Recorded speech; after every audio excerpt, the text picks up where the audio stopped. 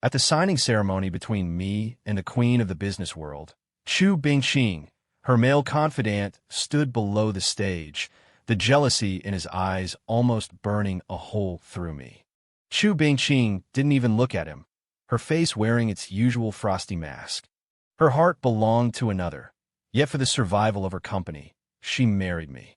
The core of this multi-billion-dollar merger and acquisition was not marriage, but a child who could stabilize the stock price. Once the child was born and the inheritance secured, she would return to that man's side. I provided the money and the people, only to pave the way for someone else. But to obtain her company's core technology, I accepted it. That night, in the presidential suite, Chu Bingqing threw an agreement in front of me. We each take what we need. You get my body, I get your resources. Don't even think about my heart. I laughed. In front of her, I tore the agreement to shreds. CEO, Chu, I whispered in her ear, pulling off my tie. Your heart? I have no need for it. You're shameless, she trembled with anger. Oh, no. Lu Chen, you're a beast. Chu Bingqing's voice trembled with rage, her beautiful eyes glistening with unshed tears. She wore a conservative silk nightgown, wrapping herself up tightly as if that could fend off my advances. But she had forgotten this was our wedding night. I was the rules. I closed in, step by step, as she retreated, step by step. Her high heels made no sound on the thick carpet, yet the air was thick with oppression, until her back was against the cold floor-to-ceiling window, with nowhere left to retreat. Outside the window was the brilliant city nightscape, the lights of 1,000 homes becoming the most magnificent backdrop for our transaction. I've already torn up the agreement. I ripped off my tie and tossed it casually to the floor. Now, let's talk about marital duties. I pinched her chin, forcing her to look up at me. Her skin was smooth, its touch delicate, like the finest mutton fat jade. Don't touch me. She turned her head, trying to avoid my fingers. I let out a soft laugh, my other hand wrapping around her waist, pulling her entire body into my embrace. CEO Chu, isn't it a bit late to be saying don't touch me now? You didn't have this attitude at the signing ceremony this afternoon. For your company's core technology, for your precarious stock price, isn't there nothing you wouldn't sacrifice? My words were like knives, stabbing in her heart one by one. Her body stiffened, her face pale. Between you and me, it's just a transaction. Right, a transaction. I lower my head, my nose almost touching hers. You provide your body. I provide my resources. Now, it's time for you to fulfill your part of the contract. She closed her eyes, a single tear sliding from the corner, carrying with it humiliation and despair. Lu Chun, you will regret this. I never regret. I kissed her, silencing all the words she had yet to speak. Her resistance was fierce. She pushed against my chest with both hands, even biting me with her teeth. I tasted a hint of blood on the tip of my tongue. This thoroughly enraged me. I swept her up into my arms and strode towards the large bed in the bedroom. She struggled in my arms like a frightened fawn. Let me go. Be quiet, CEO, Chu. I threw her onto the soft bed and loomed over her. Angering me will do you no good. Under the suppression of absolute strength, she finally gave up resisting. Like a soulless puppet, she allowed me to do as I pleased. Just as I was about to get to the main event, I sensed something was off. Her body was tense, her reactions unbelievably inexperienced. My movements paused. The jealous gaze of the man below the stage flashed through my mind. The one called Gu Yenji, her so-called male confidant. I had originally thought they were already intimate lovers. That was why she resisted me so much, why she treasured her heart so dearly. But now it seemed, I stopped my movements, propping myself up to look at her. Her eyes were shut tight, tears still clinging to her eyelashes, a picture of a lamb to the slaughter. A strange emotion surged in the bottom of my heart. There was mockery and also a trace of something different. I leaned down and said in a voice only the two of you could hear, CEO Chu, is this your first time? Her body shuddered violently. She opened her eyes and looked at me in disbelief. I smiled, but the smile didn't reach my eyes. So after all this, that soulmate of yours is just a useless, decorative piece. How inadequate. Humiliation instantly drowned her. Her face flushed crimson, from her earlobes all the way down her neck. Shut up. What he and I have is pure. Oh, pure. I repeated the word playfully. That's perfect, then. Compared to secondhand goods, I much prefer brand new. My movements were no longer rough, but instead carried a trace of exploratory gentleness. She was consumed by shame and anger, yet powerless to retort. For the rest of the night, she did not resist again. Just at the end, she covered her head with the quilt and let out a muffled sob. I ignored it, got up, and walked into the bathroom. In the mirror, there was a clear teeth mark on my shoulder. I touched it. It was a little painful. This transaction seemed a bit more interesting than I had imagined. The next morning, I was woken up by a series of urgent rings from the doorbell. I frowned and glanced at the person beside me. Chu Bingqing was still asleep, with dried tear stains at the corners of her eyes, her brows tightly furrowed, as if in a nightmare. I got out of bed, wrapped only a bath towel around my waist, and went to open the door. Standing outside was a man in a sharp suit, holding an exquisite insulated container. It was Gu Yinji. He was stunned when he saw me. His face turned ashen, especially when he saw that I was only wearing a bath towel and had an intimate red mark on my neck. Who are you? I leaned against the doorframe, looking at him leisurely. And who are you? I'm looking for Bingqing. He tried to look past me into the room. I shifted my body to block his view. She's still sleeping. Gu Yinji's fists clenched, the veins on the back of his hands bulging. What did you do to her? What a husband and wife should do, I answered nonchalantly. You. He was so angry he couldn't speak, the fury in his eyes almost burning me to ashes. I brought Bingqing her favorite breakfast. He raised the insulated container in his hand, tried to regain some dignity. Crystal shrimp dumplings from Chang'anji. I reached out and took it without ceremony. Thank you for the trouble. But my wife was too tired last night. She probably doesn't have much of an appetite right now. The words, my wife, like 3 needles, stabbed fiercely into Gu Yinji's heart. His face went from ashen to deathly pale. You are just part of the deal, he practically roared. Bingqing's heart is mine. You will never have it. Is that so? I smiled. I opened the insulated container, picked up a steaming hot crystal shrimp dumpling, and put it in my mouth. I chewed slowly, savoring it. It tastes good. I looked at him and said, word by word, her heart is yours, but her body is mine. Seems like I got the better end of the deal. You're shameless. He swung his fist towards my face. I easily caught his wrist. Mr. Gu, if you want to get physical, you should first consider your own strength. My gaze turned cold. An artist like him was no match for me. My grip on his wrist was painfully tight, and cold sweat beaded on his forehead. Just then, the bedroom door opened. Chu Bingqing walked out in a nightgown. Her expression changed when she saw us in a standoff. What are you doing? Seeing her, Gu Yinji looked as if he had seen his savior. Bingqing, tell him you love me. Our marriage is just a transaction. Chu Bingqing's lips moved, but no sound came out. Her gaze fell on my neck, and the marks there stung her eyes. They also pierced Gu Yinji's heart. I let go of Gu Yinji's hand and gestured to Chu Bingqing. My tone was so gentle it was like I had become a different person. Honey, come have breakfast. Mr. Gu brought it specially. Don't let his kind intentions go to waste.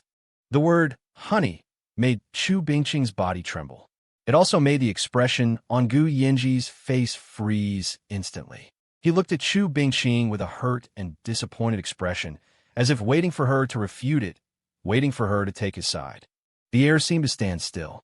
Chu Bingqing stood rooted to the spot, like a statue. On one side was her so-called soulmate. On the other was the benefactor she had exchanged for her marriage. Her choice was crucial. After a few seconds, she moved. She did not walk towards Gu Yinji, nor did she pay any attention to his expectant gaze. Instead, with her head lowered, she walked step by step to my side. She didn't look at me, nor at Gu Yinji. She just silently took the insulated container from my hand, took out the chopsticks, picked up a shrimp dumpling, and began to eat it in small bites. Her movements were slow, even a little stiff, but she ate. In front of Gu Yinji, she ate the breakfast I offered to her. It was a signal, a silent choice. Gu Yinji's last sliver of hope was shattered. He staggered back a step, his face full of disbelief. Bingqing, you. I put my arm around Chu Bingqing's shoulders, pulling her into my embrace. "Mr. Gu, take a good look. Now, she is my woman. From now on, stay away from my wife." I closed the door in his face. From outside came his unwilling roar. In my arms, Chu Bingqing's body was trembling uncontrollably. I didn't know if it was because of humiliation or something else. I only knew that in this war, I had won the first round. The Lu Corporation's anniversary banquet was a gathering of business magnates and socialites. With Chu Bingqing on my arm, I appeared before the crowd as the main character of the evening. She wore a white mermaid gown that accentuated her graceful figure and cool, aloof temperament. Standing together, we were the talented man and the beautiful woman, a match made in heaven in everyone's eyes. No one knew that we were a couple in appearance only, but divided in spirit. A standard, business-like smile hung on Chu Bingqing's face, distant and polite. I could feel that the hand she had on my arm was stiff. Gu Yinji had also arrived. He was no longer that impulsive artist, but a representative of the Gu Corporation. Standing beside him was a charming woman, the daughter of the Qin family, Qinya. Qinya's gaze towards Gu Yinji was filled with adoration and infatuation. But Gu Yinji's eyes were glued to Chu Bingqing. Qinya noticed, and a flash of jealousy crossed her eyes. Holding a glass of red wine, she swayed gracefully towards us. "CEO Chu, CEO Lu, congratulations." Chu Bingqing raised her glass and responded faintly, "You're too kind, Miss Qin." Just as the two were passing each other, Qinya's hand tilted. The entire glass of red wine, without missing a drop, spilled onto Chu Bingqing's white gown. A large, glaring patch of red spread across her chest, like a blooming, blood-red rose. "Oh dear, I'm so sorry, CEO Chu," Qinya exclaimed with exaggeration, but there wasn't a hint of apology in her tone. "I didn't do it on purpose."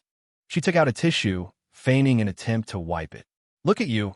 Marrying into a wealthy family doesn't mean you can forget basic etiquette, walking so carelessly." Her voice was just loud enough for everyone around to hear. In an instant, all eyes were focused on Chu Bingqing. There was sympathy, there were onlookers enjoying the show, and there was schadenfreude. Chu Bingqing's face turned pale in an instant. She stood there like a white swan being gawked at, yet her proud neck refused to bow. Gu Yinji frowned. He wanted to step forward, but seemed to hesitate due to some concern, ultimately staying where he was. His hesitation was like a thorn that pierced Chu Bingqing's heart. It also pierced my eyes. I took off my suit jacket and strode forward. I draped the jacket tightly around Chu Bingqing, shielding her entire body in my arms. The embarrassing state she was in was completely covered by me. She looked up at me, surprised. I didn't look at her, but instead at Qinya. My gaze was cold as ice. "Miss Qin," my voice wasn't loud, but it carried an undeniable sense of pressure. "My wife's gown is a private custom design by Ellie Saab. It's the only one in the world. Staining it, I'm afraid, cannot be resolved with a simple 'I'm sorry.'" The color drained from Qinya's face. I'll pay for it." "Pay?" I sneered. "The Qin Group is currently bidding for that piece of land in the west of the city, aren't they? As I recall, the Lu Corporation is also one of the bidders. Compared to a gown, I think Miss Qin should be more concerned about the future stock price of the Qin Group." A naked threat. Qinya's face instantly became deathly pale. Although the Qin family was wealthy, they were insignificant in the face of a business empire like the Lu Corporation. Offending me was tantamount to severing her own future prospects. She was scared. I'm sorry, CEO Lu, CEO Chu, I really didn't do it on purpose." She apologized incoherently. I couldn't be bothered to spare her another glance. I tightened my hold on Chu Bingqing in my arms, turned around, and faced all the guests. I raised my wine glass, my voice carrying clearly throughout the entire banquet hall. "I'd like to take this opportunity to reintroduce someone to you all. This is my wife, my beloved Chu Bingqing. From this day on, anyone who makes her unhappy is making me, Lu Chun, unhappy, and you will bear the consequences." The entire hall fell silent. Everyone was stunned by my high-profile and domineering display. In my arms, Chu Bingqing's body trembled slightly. She smelled the clean, woody scent on me, mixed with a faint hint of tobacco. At this moment, she didn't feel humiliated, but rather an unprecedented sense of security. It was as if no matter what happened, this man would hold up the sky for her. This was a feeling Gu Yinji had never given her. She leaned against my chest, and for the first time, she didn't struggle. During a high-level strategic meeting at the corporation, I was outlining the business layout for the next 5 years. The data on the PPT scrolled continuously, and everyone was listening with rapt attention. Chu Bingqing, sitting next to me, suddenly turned pale. She covered her mouth as a wave of nausea washed over her. She tried to hold it back, but the physiological reaction was uncontrollable. Finally, she abruptly stood up and rushed out of the conference room. Everyone was stunned, looking at each other in confusion. I immediately said to the vice president, "You continue." Then, I put down the laser pointer and strode out after her. I found her at the entrance to the restroom. She was leaning against the wall, retching continuously, her whole body on the verge of collapsing. I walked over and gently patted her back. "What's wrong? Are you feeling unwell?" She looked up, and when she saw it was me, her eyes flickered away. "It's nothing. I probably just ate something bad this morning." I frowned and reached out to feel her forehead. "Not hot. I'll have my secretary arrange for a doctor for you." My tone left no room for argument. "No need. I'll be fine after a little rest." She was still being stubborn. I didn't waste any more words with her, directly taking out my phone and dialing my private doctor. Half an hour later, in the company's temporary lounge, the family doctor had finished examining Chu Bingqing. He walked over to me, his expression a little strange. "Mr. Liu, congratulations. Mrs. Liu isn't sick. She's pregnant. 6 weeks along." Pregnant. The word, like a small pebble, was tossed into the calm lake of my heart, stirring up ripples. A child was, after all, part of this transaction. A bargaining chip for me to stabilize the stock price and get my hands on our company's core technology. I should have been happy that the plan was proceeding so smoothly. But when the doctor said those words, what surged within me was a completely different feeling. It was strange and very unfamiliar. I looked at Chu Bingqing, who was lying on the sofa, her face still pale. Her gaze was complex. There was confusion, resistance, and a trace of imperceptible panic. For her, the arrival of this child meant an acceleration of the transaction. It also meant she was one step closer to her freedom. I had the doctor leave first. Only the two of us were left in the lounge. "Since it's part of the plan, I will give birth to it." She spoke first, her tone as cold as ever. "But don't forget our agreement. Once the child is born and I secure the inheritance, we get a divorce." I didn't answer her. I walked to her side and crouched down. My gaze fell on her flat abdomen. A small life was gestating there. My child. I reached out, wanted to touch it. She instinctively flinched away. My hand froze in midair, a little awkward. I retracted my hand and stood up. "From today on, you don't have to worry about company matters. I'll have my assistant hand over all of your work. You don't have to do anything but rest and take care of the pregnancy." She was stunned. "No, the company is mine." "There is no." I interrupted her. "You have only one task now, and that is to bring my child into this world, safe and sound." My reaction had clearly exceeded the scope of the transaction. She looked at me, her eyes filled with probing and confusion. I didn't explain further, turning and walking out of the lounge. I told my assistant to cut my entire schedule for the next 6 months in half, and at any cost, to hire the world's top team of nutritionists and obstetricians. The news of the pregnancy spread as if it had wings. Naturally, Guyinji found out too. That afternoon, he rushed to my company like a madman. He was stopped downstairs by security. He just shouted and screamed downstairs, drawing a crowd of onlookers. In the evening, I was leaving work with Chu Bingqing. He blocked our car in the underground garage. Like a provoked beast, his eyes were bloodshot as he pounded on the car window. "Chu Bingqing, get out. Are you really going to have this man's child? Have you forgotten everything we agreed on? Where's your pride? Your ideals?" He roared at Chu Bingqing through the dark-tinted window. Chu Bingqing sat beside me, her body tense, her face as white as a sheet. She looked at the hysterical, contorted man outside the window. For the first time, she found him so strange, so repulsive. This was the soulmate she once admired, whom she had regarded as a god. I lowered the car window. I looked at him coldly. "Mr. Gu, shouting and screaming won't solve any problems. It will only make you look like a clown. Also, my wife needs to rest now. Please stop disturbing her. As for what you said, everything we agreed on. I paused and took hold of Chu Bingqing's cold hand beside me. This time, she didn't pull away. I looked at Gu Yanji and slowly curved my lips into a smile. Now, it has all been realized. I raised the window, shutting out all his resentful roars. The car slowly drove out of the garage. I could see in the rearview mirror as he fell to his knees, breaking down and sobbing. The image was truly pathetic. I tightened my grip on Chu Bingqing's hand. Her palm was icy and covered in a cold sweat. But she didn't struggle away again. Ever since Chu Bingqing became pregnant, a subtle change occurred in our relationship. I moved back into the master bedroom. The reason was to take care of her more easily.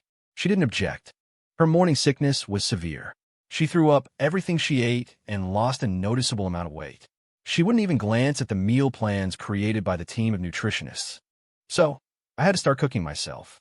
I, a powerful CEO who had never touched kitchen work, began studying cookbooks and researching various meals for pregnant women. The first time I made fish soup, it was so fishy she nearly threw up her bile. The second time I made steamed eggs, they were either overcooked or undercooked. I failed again and again, but I kept trying. Eventually, the meals I made became edible. Although she still didn't have much of an appetite, she would force herself to eat. She said for the baby. I knew it wasn't just for the baby. She would get leg cramps in the middle of the night, the pain keeping her awake. I would get up several times a night to clumsily massage them for her. She would say, "You don't have to, I can do it myself." But her body would honestly relax, letting me handle it. One time, at 3 in the morning, she suddenly craved the hot and sour noodle soup from shop in the west side of the city. The shop was small and run down, dozens of kilometers away from our villa district. Without a second word, I got dressed and left. By the time I returned, drenched in sweat and carrying the soup, she had already fallen asleep. I didn't wake her, just put the soup in a thermos. The next morning, when she saw the hot and sour noodle soup by the bed, she stared in a daze for a long time. She didn't say anything, but that morning, she ate 2 bowls of congee. Gu Yanji didn't come to see her again, but he found another way. He would send her very long text messages every day. The content was nothing more than some chicken soup for the soul or new poems he had written. He said he understood her circumstances were beyond her control and that he would wait for her. He said that physical union was temporary, but the connection of souls was eternal. In the past, Chu Bingqing would have fallen for that. She used to think Gu Yanji was the person who understood her best in this world.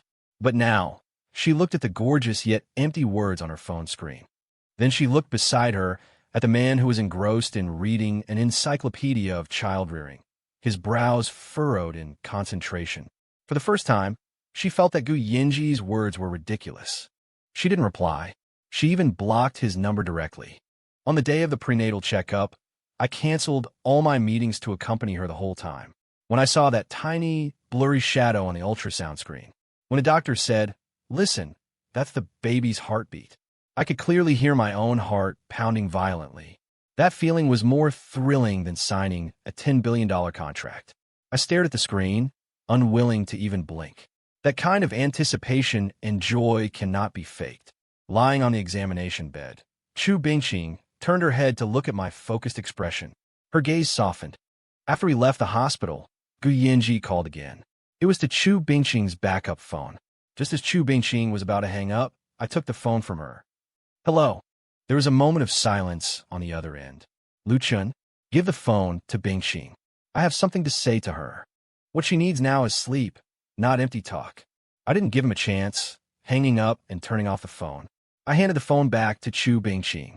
She looked at me, her expression complicated. "You don't have to do that. He is your past. I am your present and your future." I caressed her already slightly swelling belly. "Inside here is my child, and you are my wife. It's only natural that I protect you both." She didn't say anything more, just lowered her head. That evening, she leaned against my shoulder, watching TV while eating the apple one had peeled for her. This was something that would have been completely impossible before. A boring idol drama was playing on the TV, but she watched it with great interest. At some point, she fell asleep. Her head tilted onto my shoulder, her breathing even and steady. I looked down at her peaceful sleeping face, her long eyelashes like two little fans. I carefully lifted her, placed her back on the bed, and covered her with a blanket. This was the first time since she became pregnant that she had slept so peacefully by my side. The iceberg, it seemed, was beginning to melt little by little. Gu Yinji sensed Chu Bingqing's distance. He began to panic. He planned what he considered to be a grand and romantic ceremony to get back together. He rented the old art gallery where they often had dates during their university days. Inside, it was filled with Chu Bingqing's paintings and their old photos together. The floor was covered with rose petals, and the air was filled with her favorite aromatherapy scent. He sent Chu Bingqing a message, asking her to meet at the art gallery at 7 that evening. He said this was his last chance and her last chance. When Chu Bingqing received the message, I was peeling shrimp for her. She looked at her phone screen, hesitating. I saw her hesitation. My heart sank a little. "Do you want to go?" I asked her, my voice betraying no emotion.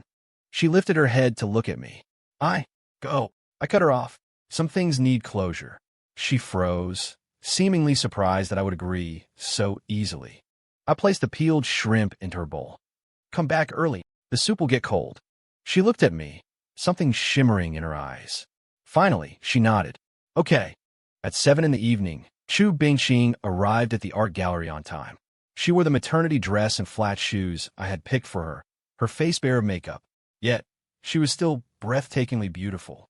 Gu Yinji was dressed in a white suit, like a prince waiting for his princess.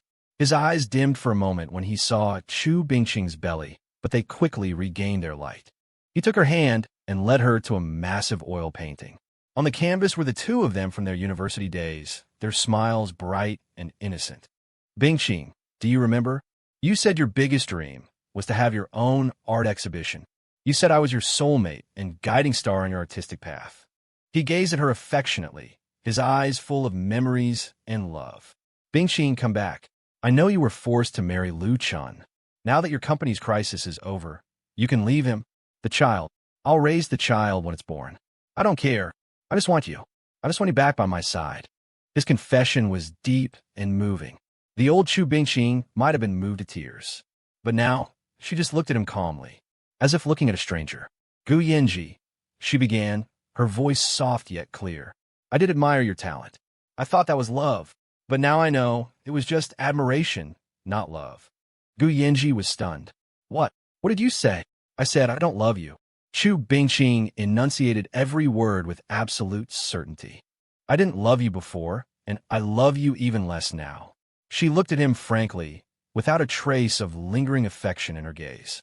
"Lu Chun, he may be domineering, autocratic, and sometimes even shameless, but he will drive across the entire city in the middle of the night just because I'm craving a bowl of hot and sour noodles. He will awkwardly massage my leg cramps all night. He will stand up for me without hesitation and shield me behind him when everyone is giving me a hard time. He will always be there whenever I need him. And you only send me empty poems and say impractical things. You only share in my glory when I succeed, but blame my choices when I'm down on my luck. Gu Yinji, that's not love. That's selfishness." Her words made Gu Yinji turn red with shame, with nowhere to hide. He looked at her in disbelief, as if seeing her for the first time. "So, you've fallen in love with that merchant who reeks of money?" he questioned hysterically. "Yes." Chu Bingqing's answer was crisp and clean. "I've fallen in love with my husband, the man who will cook for me and who puts me first." After speaking, she didn't spare him another glance and turned to leave. Behind her, Gu Yinji broke down, roaring, questioning, and begging her to stay. She never looked back. She walked out of the art gallery, got into her car, and went home. When I pushed open the door, I was sitting on the living room sofa, waiting for her while looking over financial documents. On the coffee table, the bowl of soup I mentioned before she left was still being kept warm under cover. I heard the door open and looked up. "You're back." She looked at me, her eyes red. She walked towards me step by step, and then, to my astonishment, she took the initiative for the first time and hugged me tightly.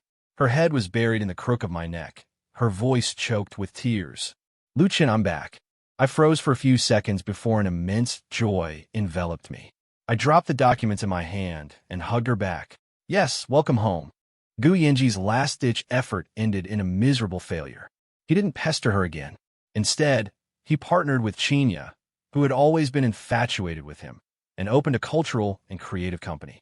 It was named Yinya. The Qin family invested and used their connections to quickly land them a few projects of various sizes. The media began to report extensively, calling them the perfect combination of talent and beauty, a match made in heaven in the business world. There were even articles that insinuated Chu Bingqing had abandoned her true love for money back then, and now her true love had found a better match. When Chu Bingqing saw this news, she was tying my tie.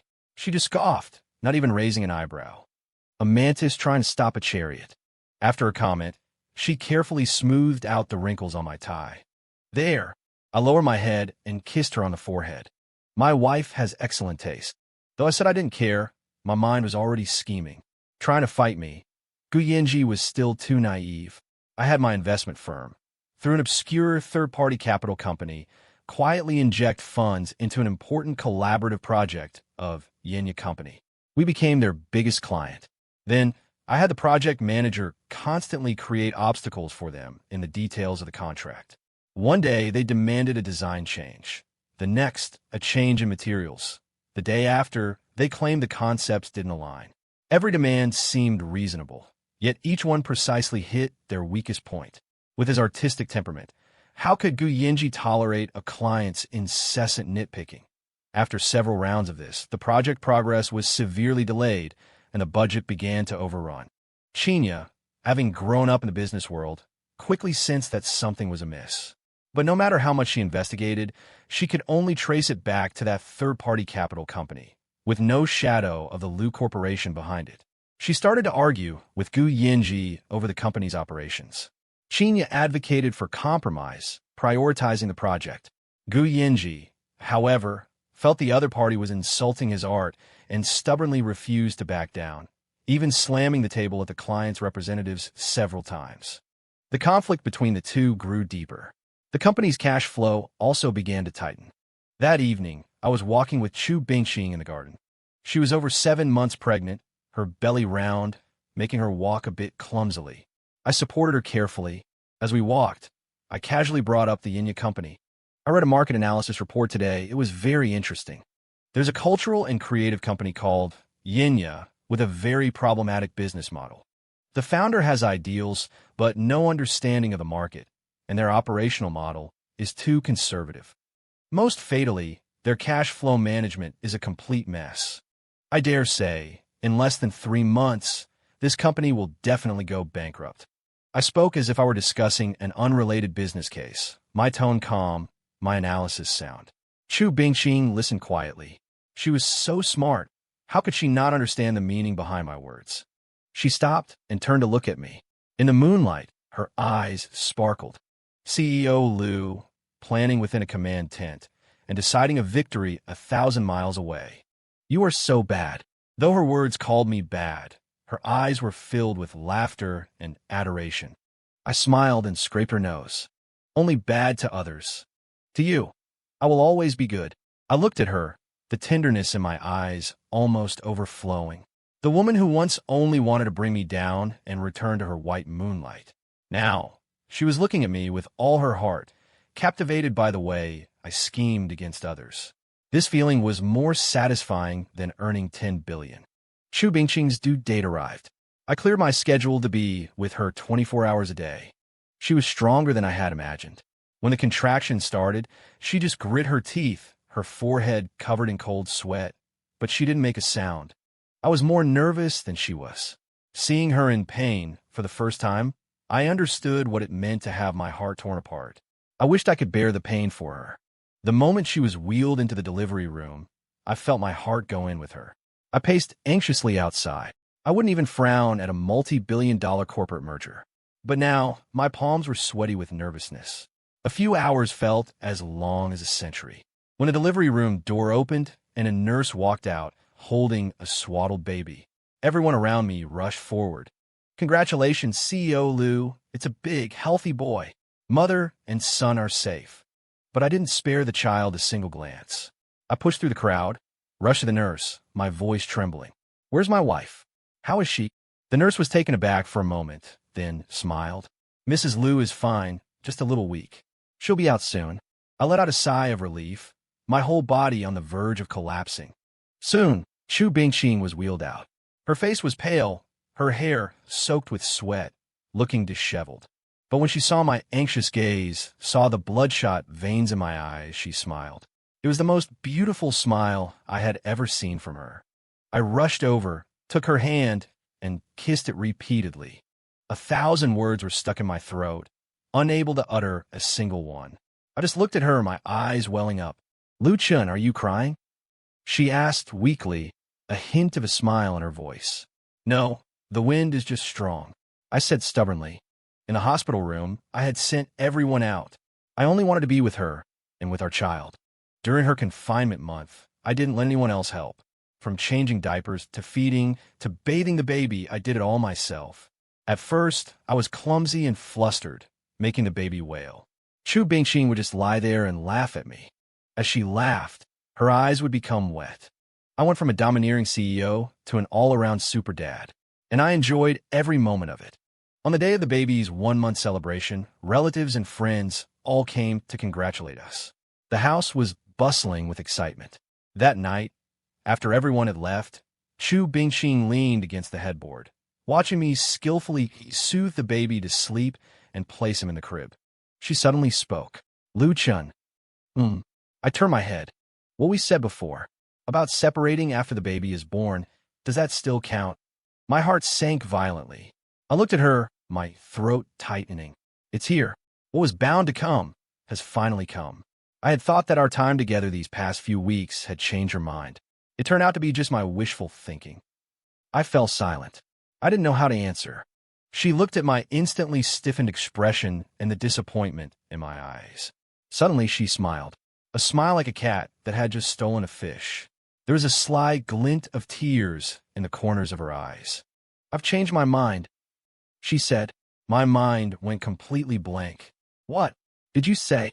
I said, I've changed my mind. She reached out her hand to me. Lu Chun, I want to be with you and the baby forever. Our previous agreement is void. This time I am willing. An immense wave of ecstasy washed over me like a tsunami. I rushed over and held her tightly.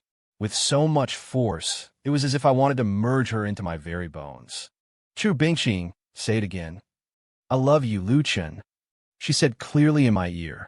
I love you too. I kissed her. This $10 billion marriage, which began as a transaction, finally came to a close at this moment. And our love was just beginning. It was at a financing negotiation meeting that Qin Ye discovered the truth behind it all. Under Gu Yanji's artistic integrity, the Yinya company's cash flow was on the verge of collapsing. Qin Ye used all her connections, running around everywhere, seeking new investment for the company. Finally, an overseas venture capital firm expressed interest in their cultural tourism concept. At the final signing meeting for the financing agreement, Qin Ye attended as the company's representative. Just as she was about to put pen to paper, she inadvertently saw a familiar name in the final beneficiary column. Lu Chun. Lu Chun. In that instant, Qin Ye felt as if she had been struck by lightning. She understood everything in a flash. Why that difficult client could always pinpoint their weaknesses with such precision. Why every step the company took was so arduous, as if manipulated by an invisible hand. Why, at her most desperate moment, a savior-like investor would coincidentally appear. It turned out that from the very beginning, they had been living in Lu Chen's scheme. She and Gu Yanji were merely two pawns on Lu Chen's chessboard. He could move them as he pleased. Their life and death were in his hands. A chill shot up from the soles of her feet to the top of her head. This man's cunning and methods were truly terrifying. But after the fear, what surged up was a kind of reverence for a powerful figure. And for that fool Gu Yanji, complete disappointment. She didn't make a scene. She calmly finished signing the agreement and secured the life-saving funds. Nor did she tell Gu Yanji the truth. Instead, she went behind his back and scheduled an appointment with me through my secretary. 3 days later, in a CEO's office on the top floor of the Lu Corporation, I met Qin Ye. She looked a little worn out, but her eyes were unusually determined. Mr. Lu, let's cut to the chase. She pushed a file in front of me. This contains all of Yin Ya's project plans for the next 6 months, core data, and all of Gu Yinji's trump cards. I raised an eyebrow, but said nothing. I know you were the one behind that investment. I also know you wanted to ruin us from start. I'm not here today to beg you. I'm here to discuss a partnership. She looked directly at me, the jealousy and hostility in her gaze gone, replaced only by calmness and ambition. I'm tired. I don't want to play house with an artist like Gu Yinji, who has high standards but low abilities anymore. He can't give me what I want, but you can. She took a deep breath and stated her terms. Help me swallow this company whole and kick Gu Yinji out. From now on, this company and Chinya, will work for you. I looked at the decisive, ruthless woman before me and smiled. You're smarter than he is. Gu Yinji was still living in the fantasy of impressing investors with his talent. The woman sharing his bed had already sold him out completely. It's a deal. I stood up and extended my hand to her. Chinya stood up as well and shook it. A pleasure doing business with you, President Liu. The pleasure is all mine. A new alliance was officially formed at that moment. As Chinya walked out of my office, she glanced back at the gilded doorplate that read President. Her eyes were filled with a craving for power and absolute submission to the strong. This game was getting more and more interesting. Having received the life-saving money I gave him, Gu Yinji returned to his usual high spirits. He thought his talent and persistence had finally moved capital. His confidence swelled to an extreme. He began preparing a cultural tourism project he believed would make his name and allow him to turn his fortunes around completely. A plan to build an art town in the suburbs. Chinya told me his entire plan, without missing a single word. I looked at the proposal, which was riddled with flaws, and found it laughable. To make the show a little more entertaining, I injected another sum of capital into their project through Chinya at just the right moment. This allowed them to smoothly begin the preliminary work on the project. Gu Yinji completely let it go to his head. He started frequently accepting media interviews, grandly discussing his artistic ideals and business ambitions. At one industry summit, he even challenged me publicly. Some people only know how to use cold, hard capital to build a commercial empire. But I will use art and soul to create a brand new business model. My art town will completely subvert the Liu Group's outdated real estate model. The spear was pointed directly at me. The media, catching scent of the story, moved in and lavishly reported on the drama of the new wave talent challenging the business titan. For a time, Gu Yinji was unrivaled in the limelight. I saw this news while at home, watching TV with Chu Bingqing and our son. On the screen, Gu Yinji was dressed in a couture suit, full of spirit, speaking with great eloquence. Chu Bingqing scoffed, took the remote, and changed the channel. So noisy, I held our son, who had just learned to sit up, and planted a kiss on his chubby cheek. Don't be impatient. Let him leap. The higher they climb, the harder they fall. Chu Bingqing leaned against me, playing with my fingers. What new trap have you set for him? A pit he can never climb out of. I gave a mysterious smile. To build momentum for his art town, Gu Yinji decided to bid a high price for a piece of land. And all the information about that land, including its potential geological problems and the surrounding policy risks, had long been compiled by Chinya and sent to my email. Gu Yinji thought he had won the opening of this war. He got the land, got the investment, and got the support of public opinion. He felt he was only one step away from defeating me and winning back Chu Bingqing. Little did he know, every step he took was within my calculations. He thought he was walking towards a glorious peak. In reality, it was a bottomless abyss I had meticulously prepared for him. I watched his self-satisfied appearance in interviews on TV, as if watching a magnificent one-man show that was about to end. The grand show had to come to a close.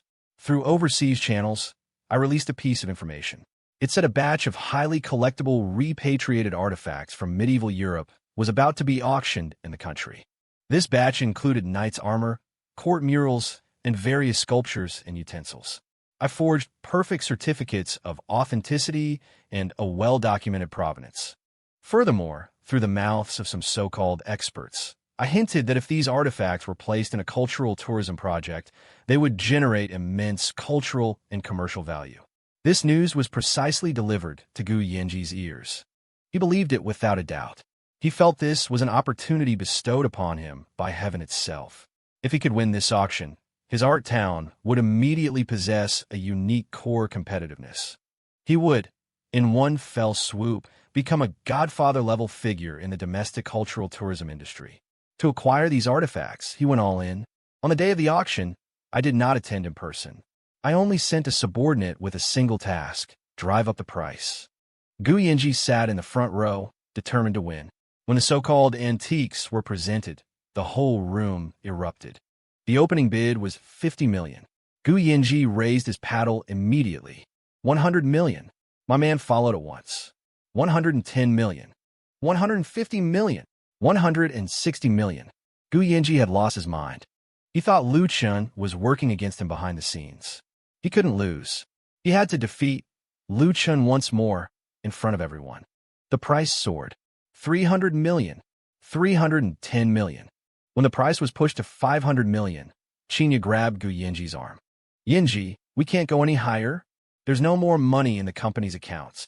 Shut up. Gu Yinji shook off her hand. This is our only chance. He stood up and roared at the entire hall. I bid 600 million. To scrape together the money, he not only embezzled all the company's liquid assets, but also signed for a high-interest, short-term loan in his personal name. My people did not raise the bid. The auctioneer's gavel fell. 600 million. Sold. Congratulations, Mr. Gu. Thunderous applause filled the hall. Gu Yinji stood there, basking in the attention of the crowd. He had won. With 600 million, he had defeated Lu Chun and defended his dignity. He felt like he was at the pinnacle of his life. However, the moment after the peak was hell. The next day, as soon as the stock market opened, the country's most authoritative appraisal institution suddenly issued an emergency statement. It pointed out that the batch of priceless antiques from last night's auction, after an all-night appraisal, were all modern replicas. They had been rushed out of a small workshop in Eastern Europe at a cost of a few 100,000 yuan. Worthless. The news broke, and public opinion was in an uproar. Gu Yinji's company instantly became the laughingstock of the entire industry. At the same time, Chinya, along with other company shareholders, convened an emergency board meeting, citing embezzlement of public funds and a disastrous decision leading to massive company losses. They removed Gu Yinji from all his positions. The debt collection calls from the bank came one after another. Investors pulled out one by one, severing all ties. Suppliers blocked the company's entrance, demanding payment for their goods. In just one morning, Gu Yinji fell from the clouds straight into the mud. His reputation was ruined, and he was drowning in debt. He wanted to find Chu Bingqing to beg for her help, but he couldn't even get past the gate of our residential community. Finally, under the immense pressure of bankruptcy, liquidation, and enormous debt, Gu Yinji chose the most cowardly way out. He took what little cash was left in the company's accounts and fled overnight, vanishing from the face of the earth. The high pedestal collapsed in a single night, and I couldn't even be bothered to give a second glance. Gu Yinji was completely out of the picture. The shadow that had once loomed between Chu Bingqing and me finally dissipated. When Chu Bingqing learned of his escape from the news, she was feeding our son baby food. She just said a calm, "Oh." Then she looked up and asked me, "What do you want to eat tonight?" "I'll make you braised pork belly." It was as if the man, Gu Yinji, had never appeared in her life. That invisible wall that had stood between us vanished completely. Chinya became the final winner. She successfully restructured the company, merged it into my business empire, and became a capable business partner under my command. When she came to see me again, there was no love in her eyes, only business. When she occasionally ran into Chu Bingqing at the company, she would also greet her gracefully. "CEO Chu, you're looking wonderful." Chu Bingqing would return the smile. "CEO Qin, you're becoming more and more sharp." The two former love rivals were now at peace. I doubled the resources I had promised to Chu Bingqing's company and invested them. Her career flourished. As for that core technology, the moment I won her heart, she took the initiative and shared it with me, without reservation. Our business empire was impregnable. 3 years later, Maldives, a private island. Chu Bingqing and I were lying on beach chairs, watching our 2 children not far away. Our eldest son, Anin, was almost 4 and was earnestly building a sandcastle. Our daughter, Yiya, had just turned 1. Dressed in a princess gown, she wobbled along behind her brother, occasionally grabbing a handful of sand to stuff into her mouth. The setting sun dyed the sea a shade of orange-red. I held Chu Bingqing from behind, resting my chin on her shoulder. She had a faint, milky scent, mixed with the salty dampness of the sea breeze, which was incredibly comforting. "That tickles." She smiled and dodged slightly, then turned her head and gave me a kiss on the cheek. "CEO Liu, still thinking about work?" "No." I tightened my arms. "I was thinking, 3 years ago today, I think I was still a fool who didn't even know how to change a diaper." My words made Chu Bingqing laugh, and she leaned into my embrace. "You're right, you were so clumsy back then. How many times did you make it and cry?" We chatted about these warm, trivial things. The years were quiet and good. "Wanqing," I said suddenly, "do you have any regrets?" She turned her head and looked seriously into my eyes. Those eyes that had once left me bewildered, frustrated, and heartbroken were now filled with nothing but my own reflection. She didn't answer, but instead leaned in and kissed the corner of my lips. A kiss so light, yet so long. "I have a regret." My heart sank. "I regret not falling in love with you sooner." I was stunned, and then an immense joy washed over me. I kissed her back with all my might, not far away, and then clapped her little hands, yelling in her sweet, childish voice, "Mommy, Daddy, shame on you." Chu Bingqing and I looked at each other and smiled, our hearts overflowing with happiness. On our 5th wedding anniversary, I booked the landmark screen in the very heart of the city. There were no ornate words, no commercial ads. From dusk until the dead of night, only one sentence played on a loop. "Mrs. Liu, I look forward to the rest of my life with you." Everyone in the city saw my declaration of love for her. That night, she was in my arms, watching the giant screen outside the window, crying and laughing at the same time. I looked at her, knowing that in this game that began as a transaction, I was the ultimate winner. Not only did I obtain the business empire I desired, I also won something I never dared to dream of, a home,